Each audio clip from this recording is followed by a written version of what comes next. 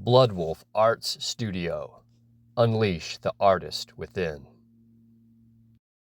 Welcome to Bloodwolf Arts Studio, and I'm your host, Mr. Moonlight. So today I'm going into the next poem in my series, my collection of poetry, The Seasons of Life, Volume 1, Autumn.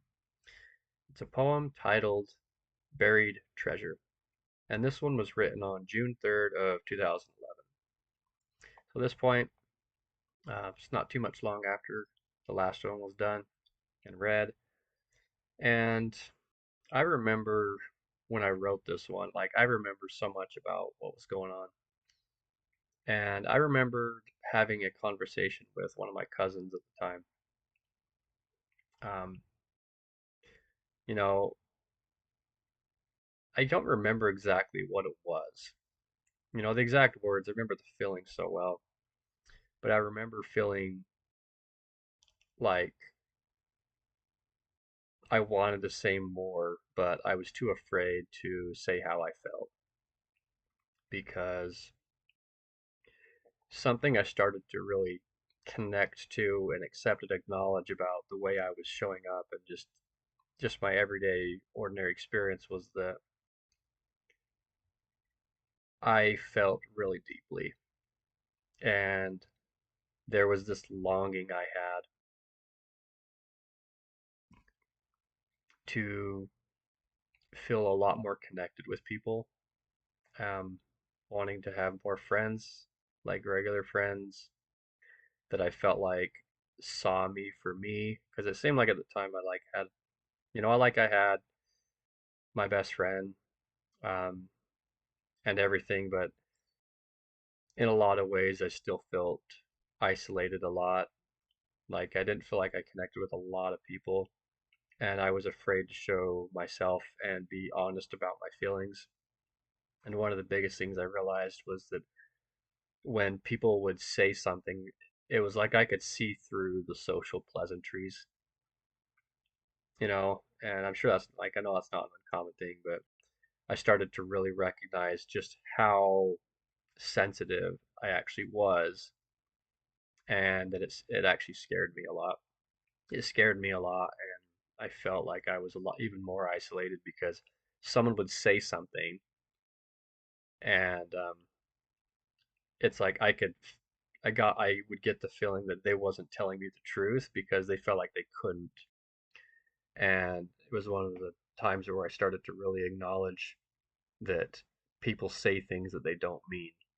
And I could pick up on it, and it was really overwhelming because I'm like, I can't really say how I feel because if I do, then I'm going to break the social norms. And then at the same time, I was back and forth, and this has gone through the poem is, you know, if I do say what I feel, it's like I know that there's a future here where I can laugh louder and I can be happier, be connected to a lot more people, and like everybody will win. And that's what I really referred to in this poem, the buried treasure. There's a because there's a part in the poem where I talk about I can see other people's treasures so clearly. I can see what they actually care about. I can see what matters to them, and I can see what they want to say because I can feel it. But they don't. They hold back. And then I recognize I have my own treasure, which is what I really think and what I really feel, but I also hold back. And it's because I keep my treasure to myself that I'm alone and that I don't have the friends and connections that I wish I had and that I don't connect to people as much as I wish I did. And just really this terrified feeling of being vulnerable. And as I've grown up, like that's obviously shifted a lot, but at the time, there were just a lot of feelings of fear of being vulnerable, emotionally vulnerable. Um, but yeah, um, I just remember there was a specific conversation I had, and it inspired that with conversation I had with one of my cousins, and just the recognition that I'm aware that I'm holding myself back, but it feels like I can't say what I actually say. Um, I can't say what I actually want to say. I can't say what I actually feel and what I actually see because I'm like I see through the bullshit. And it's like I'm looking at people and I'm like, I know you want to say something else, but you're not. And I'm like, and I know I want to say something else, but I'm not. and just really tuned into a lot of, holy crap, like this is my sensitivity of seeing through the facades. Um, and I was really starting to see through a lot of facades at the time and talking myself out of it, which is a lot of the epitome of this poem, is like recognizing, yeah, I'm holding myself back.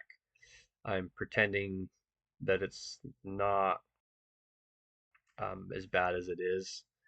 Um, and also this intuitive awareness that if I were to open up, I could find deeper connections, but at the same time, I know it's not okay. I don't feel like it's okay, and essentially, the poem resigns with, what worth is there of a treasure if I never share it with anybody? And that is where I left it. So um, tune in for after this video where I will be posting the reading for this. You can also find that on TikTok as Mr. Moonlight Rhyme. So remember to like, comment, subscribe. Facebook Blood Wolf Art Studio, as well as YouTube Blood Wolf Art Studios. And then check me out on TikTok as Mr. Moonlight Rhyme, where I post all of my readings and stuff over there. So I'm also looking down in the comment section. There's a link to my book purchased and available on Amazon.com. So thank you so much for tuning in, and welcome to my side of the moon.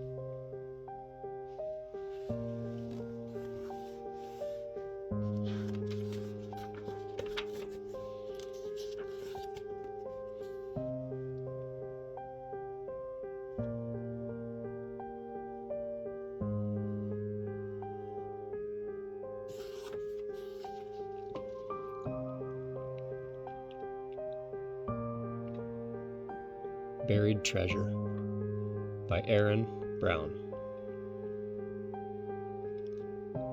I oftentimes do talk to people who cross my way, yet they do not understand why I do not say myself as I truly am. It bothers me ever so oft. I do not dare to say my feel. Most do not see my cross, the cross of which I bear through both the night and the day.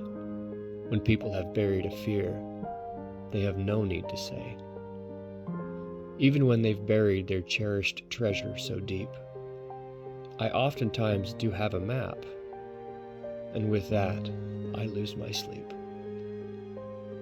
Like them, my treasure is something I treasure so dear.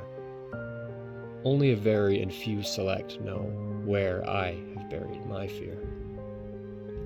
When they respond by giving a laugh, I can see their treasure so clear.